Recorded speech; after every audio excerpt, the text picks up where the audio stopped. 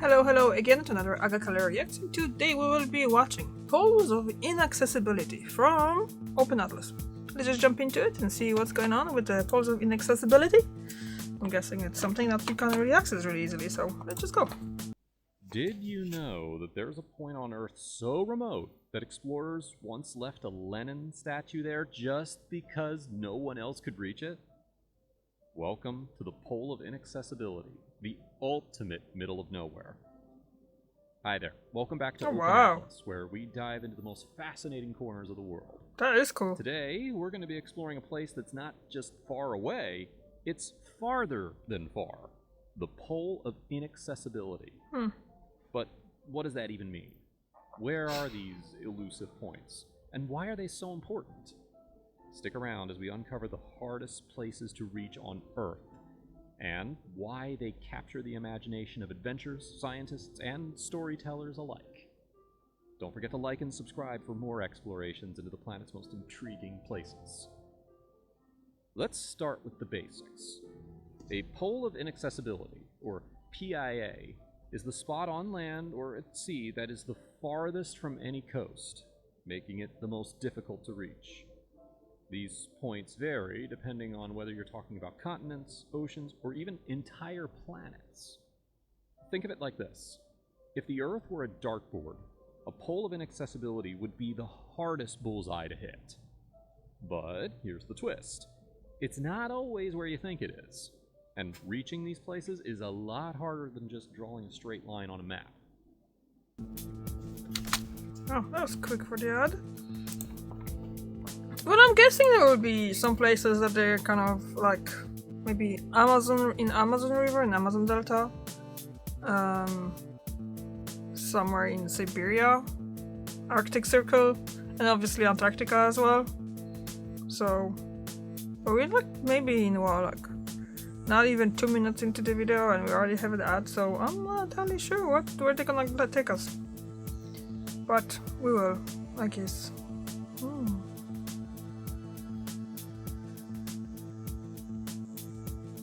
Yeah. So, it's almost there. And we can go back to watching and see where they're gonna take us. Well, actually, we are in 1 minute 31 in the video, so... Let's start with the most famous one, the Continental Pole of Inaccessibility in Asia. Location. This spot is in the desolate wilderness of the Eurasian steppe, near the Zhongarian Basin in northwestern China.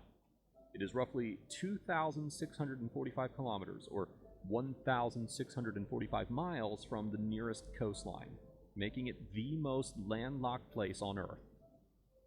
What's there? Not much, honestly.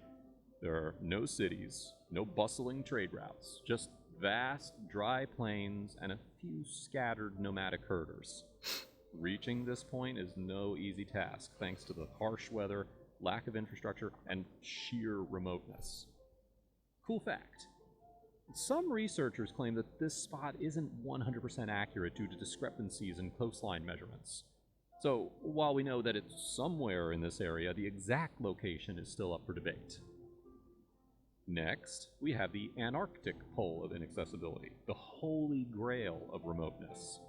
Location. This pole lies deep within Antarctica, around 878 kilometers or 546 miles from the South Pole. But here's the kicker. Unlike the South Pole, which has a research station, this spot has almost nothing. What's there? In 1958, a Soviet expedition team reached this Pole of Inaccessibility, and they left behind something rather unique. A bust of Vladimir Lenin perched atop a small building.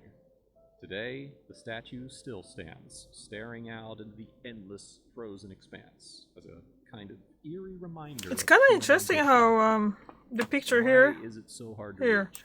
look how tall that is. Here, how tall that was. I was taller than the people. So what? 3, maybe 4 meters here, and then now it's just like that. that reach people this are pole of taller than inaccessibility, this. and they left behind something So rather how much unique. snow we felt? A bust What, of 58? Vladimir So Lenin that's perched what, atop a small building. 70? Today, the 65 statue years? still stands, staring out into It's the at the height of endless the frozen average human expanse being, as so a kind of eerie reminder I wonder of how human many ambition. years, like maybe another 20 or 30, Why and it's gonna is be it so all hard to covered, is it? reach? Antarctica's extreme cold, high altitude, and shifting ice make it nearly impossible to traverse. Temperatures here regularly plummet below negative 60 degrees Celsius. That's negative 76 degrees Fahrenheit. And snowstorms can obscure visibility for days. Even modern expeditions struggle to reach this unforgiving location. Now, if the Antarctic pole is cold and barren, the oceanic pole of inaccessibility is wet and desolate. Known as Point Nemo, this spot is the farthest point from any landmass. Spacecraft Point cemetery, huh? Nemo is smack in the middle of the South Pacific Ocean, roughly 2,688 kilometers, or 1,450 nautical miles from the nearest land. What's there? Absolutely nothing but water. In fact, Point Nemo is so isolated that the closest humans are often astronauts aboard the International Space Station, orbiting roughly 408 kilometers, or 254 miles above Earth. Why does it matter? Point Nemo plays a unique role in human history and science. It has been used as a spacecraft cemetery, where decommissioned satellites and space stations are intentionally crashed into the ocean in order to avoid damaging populated areas. Fun fact: the area surrounding Point Nemo inspired H.P. Lovecraft's famous Cthulhu mythos. The fictional underwater city of Lie, home of the cosmic horror Cthulhu, is supposedly located near Point Nemo. North America. The North American pole lies in South Dakota, near the Pine Ridge Reservation. While remote, it is much easier to reach than its Antarctic counterpart. South America. South America's pole is found in Brazil, deep in the Amazon rainforest. Its isolation comes not from distance, but from the impenetrable jungle terrain. Africa. Africa's pole of inaccessibility is near the border of the Central African Republic. It is difficult to access due to dense forests, lack of roads, and political instability in the region. Now, you might be wondering, why should anyone care about these obscure points? Here's why they matter. Number one, scientific research. Poles of inaccessibility provide unique opportunities for studying untouched ecosystems, climate patterns, and even geological activity. Number two, extreme exploration. These points represent the ultimate challenge for adventurers. Reaching a pole of inaccessibility is like earning a badge of honor in the world of exploration. And number three, environmental awareness. Places like Point Nemo and the Antarctic pole remind us of how interconnected the planet is. Trash and debris from human activity often end up in these remote areas, proving that no place is truly untouched by our influence.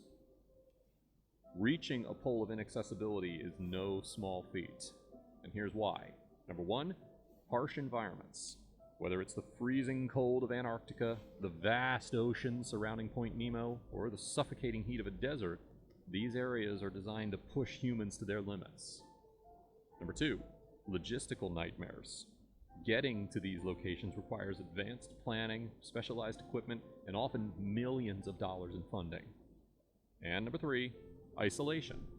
In many cases, rescue operations are nearly impossible, making these expeditions incredibly risky.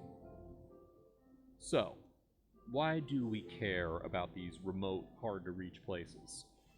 Poles of inaccessibility aren't just points on a map. They are symbols of human curiosity and determination. They remind us that even in an age of satellites and GPS, there are still parts of our planet that remain wild, untamed, and incredibly hard to reach. Whether it's the bust of Lenin staring out at the Antarctic expanse, or the cosmic loneliness of Point Nemo, these poles challenge our understanding of geography, endurance, and the limits of exploration. If you enjoyed this deep dive into the hardest places to reach on Earth, then don't forget to like, subscribe, and also hit that bell icon for more adventures.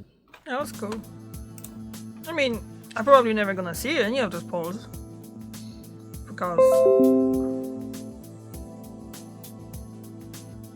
Okay, Microsoft.